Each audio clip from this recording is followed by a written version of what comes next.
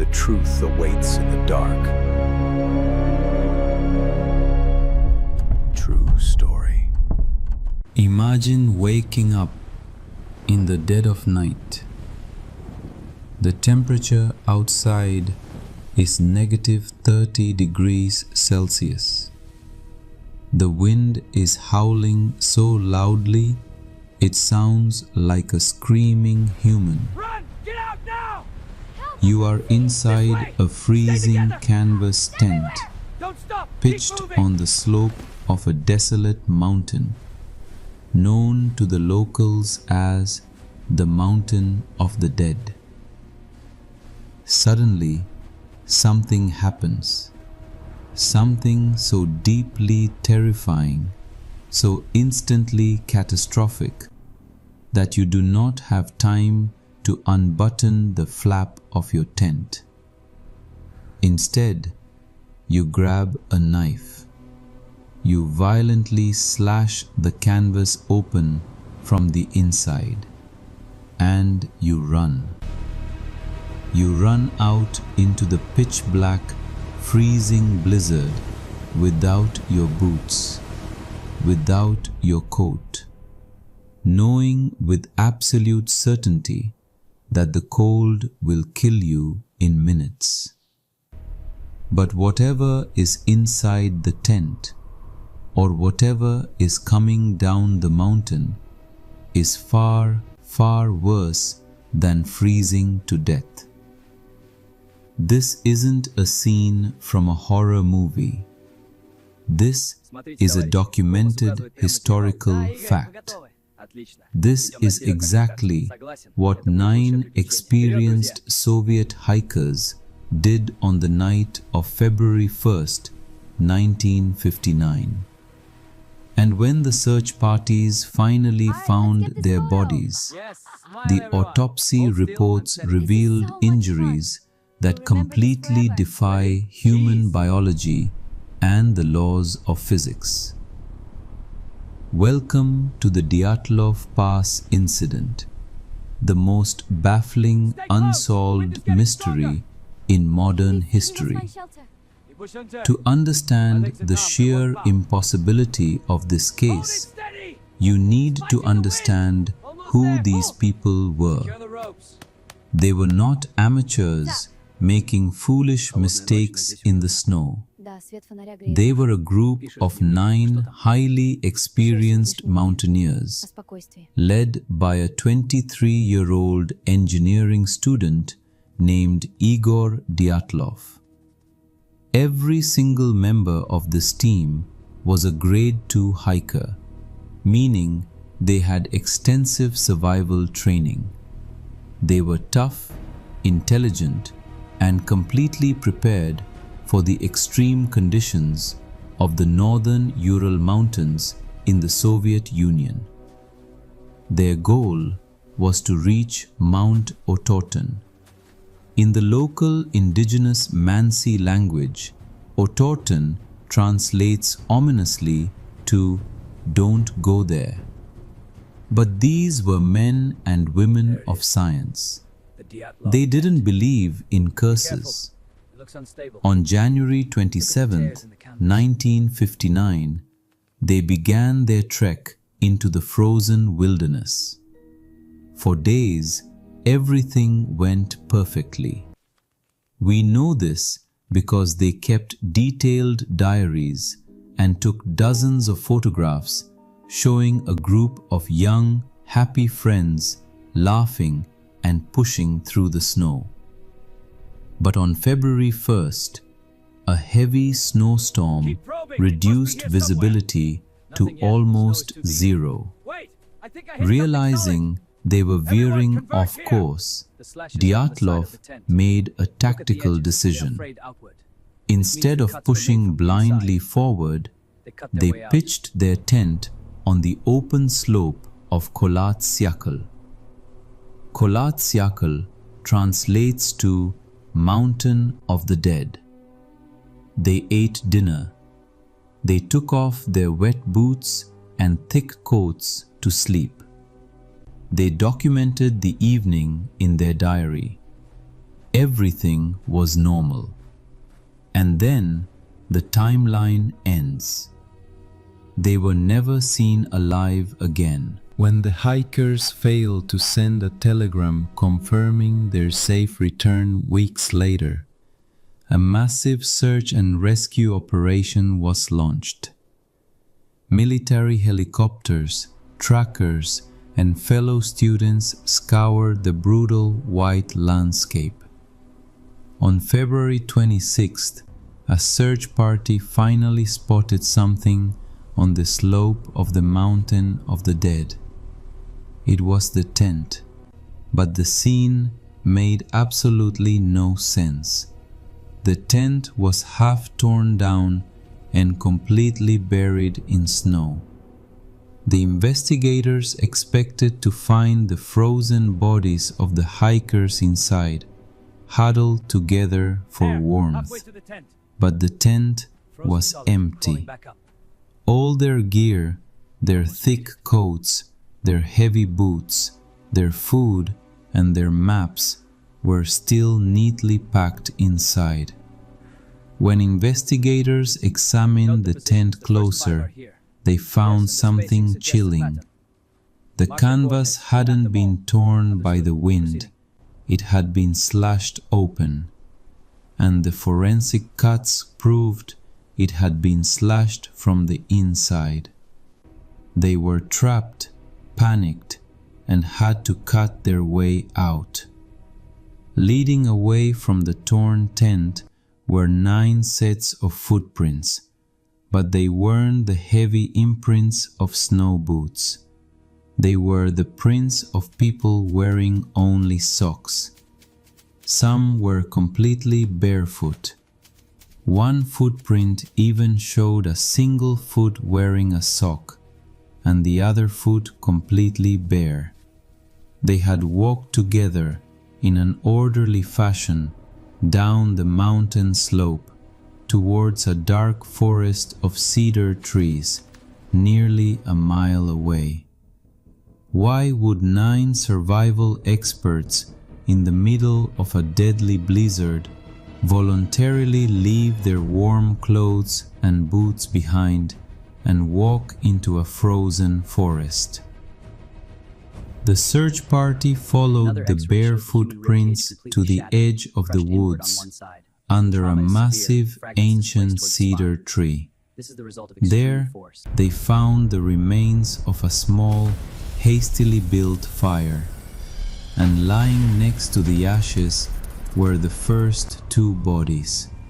They were stripped down to their underwear. Their hands were completely destroyed, mangled, and stripped of skin. When investigators looked up at the massive cedar tree, they saw that the branches had been snapped off up to a height of 5 meters. The 2 hikers had been desperately climbing the tree, tearing the flesh from their bare hands as they scrambled upward. Were they trying to get a better view of their abandoned tent? Or were they trying to escape something lurking on the ground? A few days later, searchers found 3 more bodies, including the leader, Igor Dyatlov. They were scattered between the cedar tree and the tent. Their frozen poses told a tragic story. They had realized the cold was killing them, and they were trying to crawl back up the mountain to the tent. They froze to death, clutching the snow.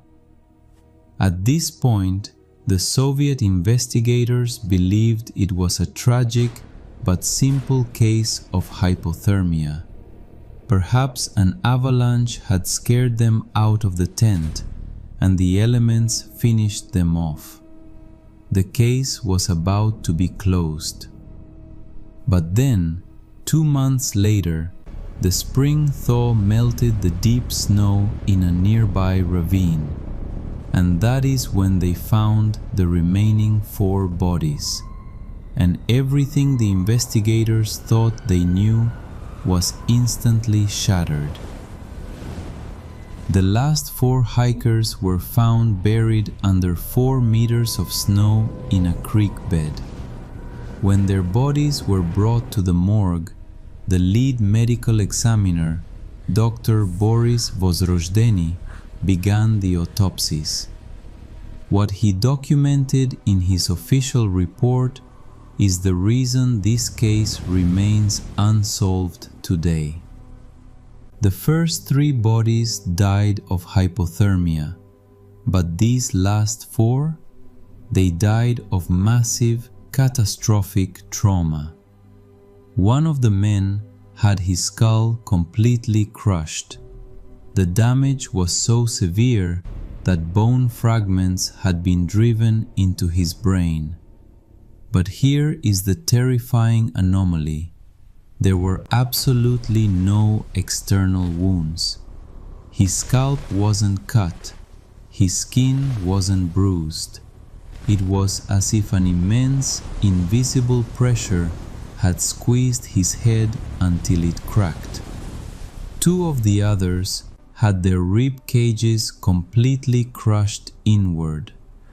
The medical examiner noted that the force required to shatter a human chest cavity in this manner is equivalent to a high-speed car crash or being caught in a massive industrial press.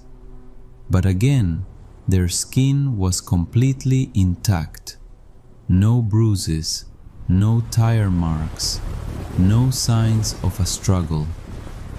Furthermore, the examiner noted that the internal bleeding was so minimal that their hearts must have stopped beating almost instantly upon impact. But the horror didn't stop there. When they examined Lyudmila's face, they discovered she was missing her eyes. Both of her eyes had been physically removed from the sockets.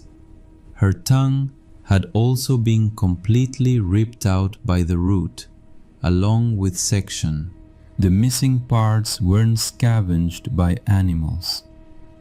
The forensic report specifically noted the absence of tracks from wolves or bears around the creek bed, and the pattern of tissue removal was completely uncharacteristic of natural scavenging. It was precise. It was deliberate. How does a human being get their chest crushed by the force of a car crash, while leaving the skin perfectly untouched, in the middle of an empty, frozen mountain? As if the physical trauma wasn't bizarre enough, the forensic team made one final, inexplicable discovery. They tested the clothing worn by the last 4 victims.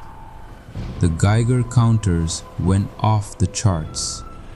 Their sweaters and pants were emitting exceptionally high levels of artificial beta radiation. They were literally radioactive. The Soviet government's reaction to these autopsies was swift and suspicious. The chief investigator was suddenly ordered to close the case. The official cause of death was written as an unknown compelling force. The files were highly classified, locked away in secret KGB archives, and the Dyatlov Pass was strictly forbidden to all hikers and explorers for the next 3 years. For decades, theories have flooded the internet. Some say it was a slab avalanche, a rare type of snowslide that moves silently and crushes everything in its path. But an avalanche doesn't explain why they walked away calmly, why they climbed the tree, or why their clothes were radioactive.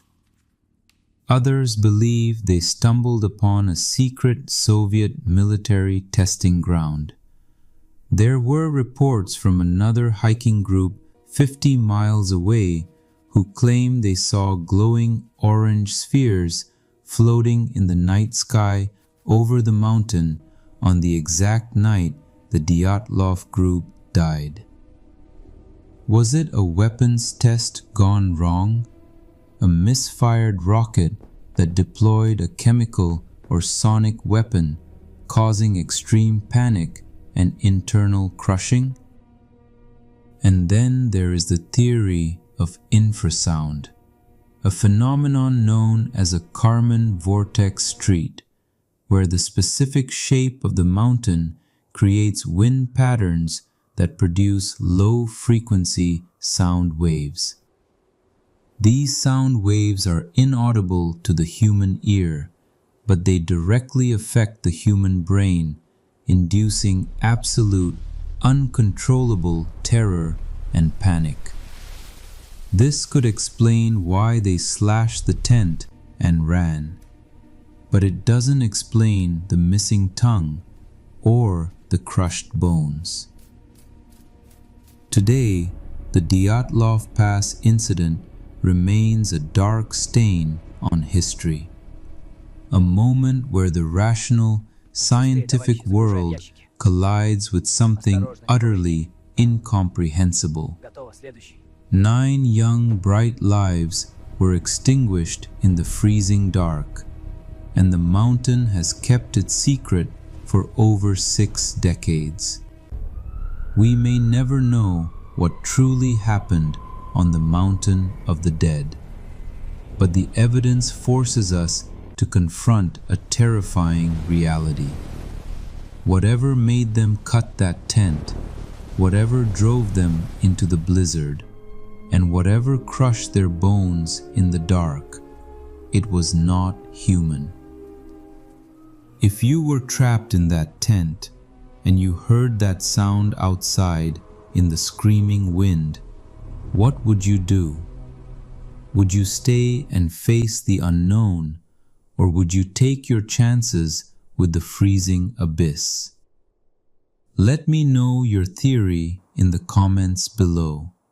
Stay safe, and remember, some mountains are meant to be left alone. The truth awaits in the dark. True story.